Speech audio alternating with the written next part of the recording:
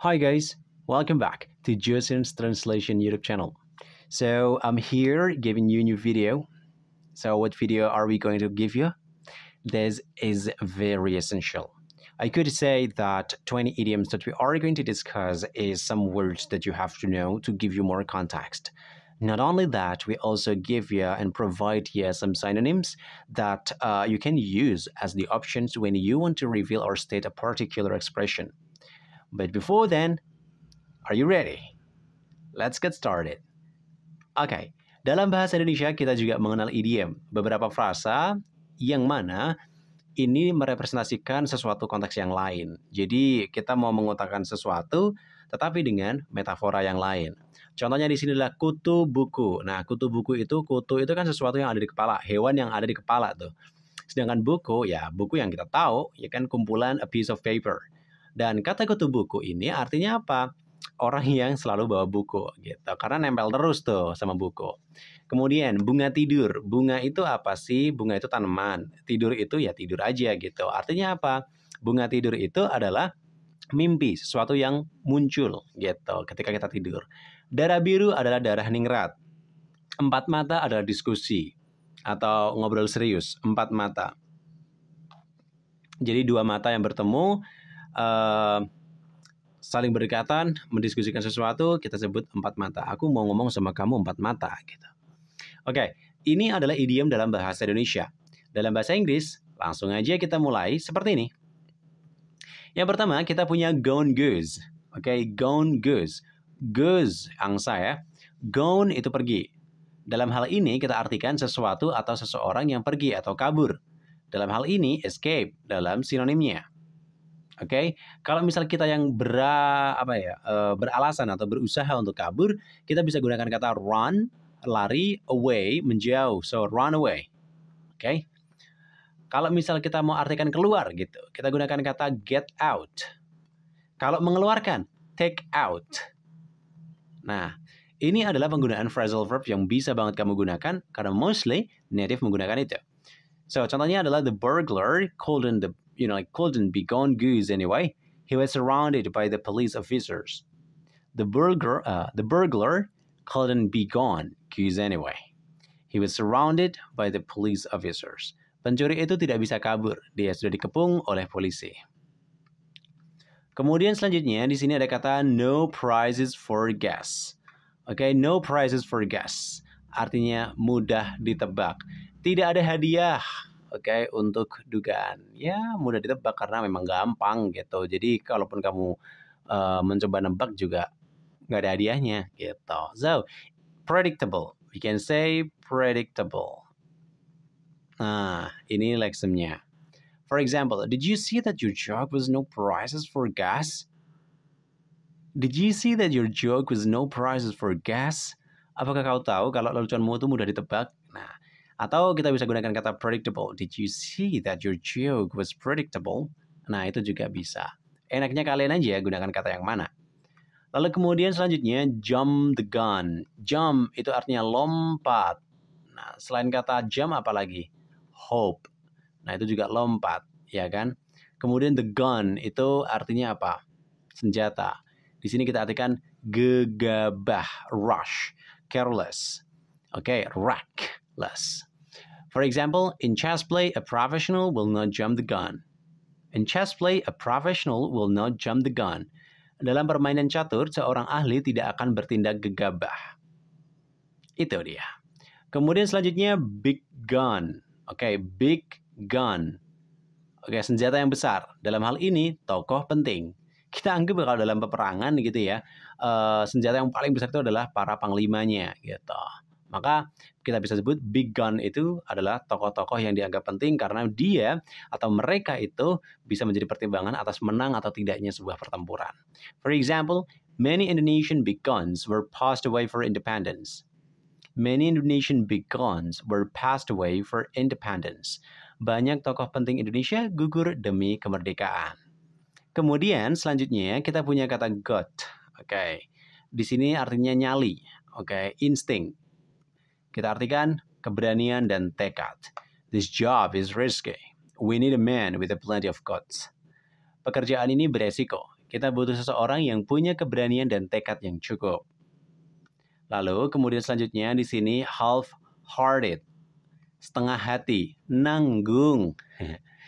So, for instance, don't do the work with half-hearted intention. Don't do the work with half-hearted intention. Jangan bekerja dengan niat tanggung. Kemudian selanjutnya kita punya di sini hand, lalu kemudian ada phrasingnya yaitu at hand. At spesifik ada di mana? Hand itu tangan. So, kita bisa artikan available, exist, or close. For example, it will be easy to understand English writing if the dictionary is at hand. Di tangan gitu loh, di tangan. Nah, ini tuh di tanganku gitu. Di tanganku. Artinya apa? Available. Akan mudah memahami tulisan bahasa Inggris bila ada kamusnya. Lalu kemudian selanjutnya, change hands. Change hands. Ganti kepemilikan atau change the ownership. For example, the restaurant changed hands twice. The restaurants changed hands twice. Restoran itu sudah berganti kepemilikan 2 kali. Kemudian selanjutnya, setelah at hand, change hand, now in hand, dalam tangan atau dalam sebuah kendali. Karena hand itu merepresentasikan control. Okay? For example, teachers are the best educators. The difficult questions for the students will be in hands of them. Guru adalah pendidik terbaik. Pertanyaan sulit bagi murid akan terkendali bagi guru. Kemudian selanjutnya ada proverb di sini. Know something like the back of one's hand. Know tahu. Sesuatu seperti the back, punggung, tangan seseorang. Mengetahui sesuatu dengan baik. Truly understand that. Comprehend. Kita bisa gunakan comprehend untuk yang lebih spesifik. For example, Suratmi is our tour guide at Borobudur Temple. She must know it like the back of her hands. Ya kan, tidak semudah memutar telapak tangan atau membalikkan telapak tangan. Nah, nggak semudah itu Ferguson. Nah, gitu loh. Sama juga dalam bahasa Indonesia. Suratmi adalah seorang pemandu wisata di Candi Borobudur. Ia pasti tahu semua hal tentang Candi Borobudur dengan baik. Kemudian selanjutnya di sini ada kata hang on. Hang itu artinya gantung, ya kan? Di sini artinya gantung. On pada. Persistent. Gigih itu artinya persistent dalam bahasa Inggris. Oke. Lalu kemudian bertahan. Hold back. Contohnya di sini, during depression years, Burhan had a great deal of trouble with his business, but somehow he kept hanging on. Selama tahun-tahun sulit, Burhan mengalami beberapa masalah dengan bisnisnya, namun dia tetap bisa bertahan. That's good. Lalu kemudian selanjutnya, here, get in one's hair, masuk ke dalam rambut seseorang. Artinya mengganggu seseorang, atau kita gunakan kata disturb, trouble, okay, spoil, tergantung. Annoy juga bisa. It's up to you which one you are going to use. For example, I know that your brothers get in your hair every day, but you must be patient. They are just children. I know that your brothers get in your hair every day, but you must be patient. They are just children. Aku tahu kalau saudara-saudaramu sering mengganggumu setiap hari, tapi kamu harus sabar. Mereka hanya anak-anak. Kemudian selanjutnya kita punya di sini give someone hand atau membantu. Kasih gua uluran tangan dong. Nah, uluran tangan. Di sini kita artikan help out. Contohnya, would you like to give me a hand to decorate the hall? Would you like to give me a hand to decorate the hall? Maukah kamu membantuku menghiasi aula? Mau nggak? Kemudian selanjutnya di sini take life in or to one's hand. Oke, mengambil hidup untuk tangan seseorang. Artinya apa? Melakukan hal yang sangat beresiko untuk orang lain. So, for example, you are taking your life into your hands by crossing the bridge here. Kamu melakukan hal yang sangat beresiko dengan menyeberangi jembatan ini. Kemudian selanjutnya kita juga punya fly off the handle. Nah, fly itu artinya apa? Fly itu artinya terbang. Off itu artinya bisa mati, pindah juga bisa. Handle itu kendali. Artinya apa? Lepas kendali. Sangat marah. Okay. For example, the risk of making a joke is getting offensive responses. Madhu tried to make a joke to Rina, but Rina flew off the handle instead. The risk of making a joke is getting offensive responses. Madhu tried to make a joke to Rina, but Rina flew off the handle instead. Risiko dari melakukan lelucon adalah mendapatkan respons melawan. Madhu mencoba menggoda Rina, tetapi Rina justru sangat marah. And then the following here, bury the hatchet. Okay? So di sini artinya apa? Berdamai atau get a peace. Alright. So take a look. Pertanyaannya adalah hatchet. What is that? Oke, di sini artinya kapak. Like X. Nah, di sini kapak. Jadi kita kubur kapaknya karena kita nggak perlu lagi berantem. I see. Jadi hatchet ini merepresentasikan perkelahian. For example, Papua ever did the separate elections to strive against the government. Now between government and Papua have buried the hatchet. Papua pernah melakukan tindakan separatis terhadap pemerintah.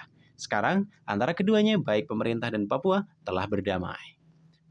Congratulations. Kemudian selanjutnya di sini ada kata hit the hay. It means like tidur atau istirahat. Okay, ada beberapa istilah yang lain selain hit the hay adalah hit the sack. Nah, itu juga tidur. Okay.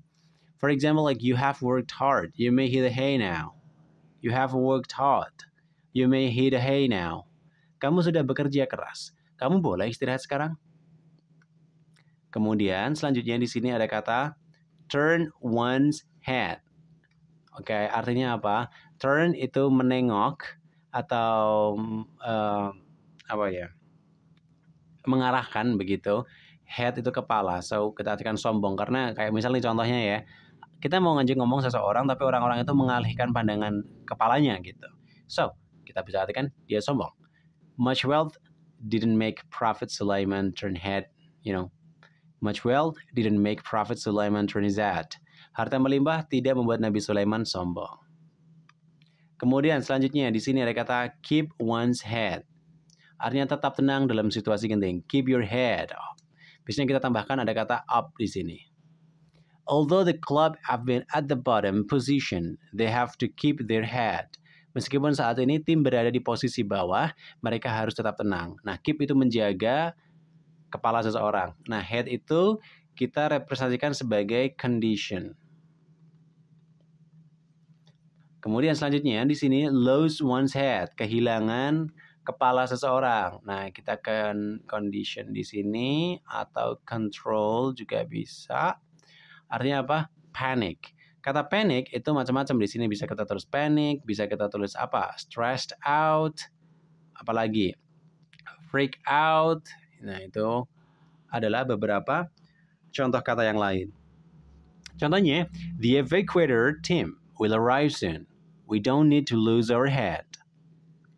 The evacuator team will arrive soon. We don't need to lose our head. Tim evakuasi akan datang segera. Kita tidak boleh panik. Itu adalah beberapa penjelasan berkaitan dengan idiom. 20 idiom yang banget-bangetnya penting kamu pahami dan gunakan. So, kita akan ketemu lagi di video yang lain. Semoga kalian tetap suka dengan pelajaran yang kita berikan. Dan kalau misal kalian suka dengan apa yang udah kita sampaikan, please click the subscribe button, click the comment. If you have some suggestions, advice, or some material request, just feel free to reach us out. Okay? So, see you everybody. Bye then and dadah. Ciao.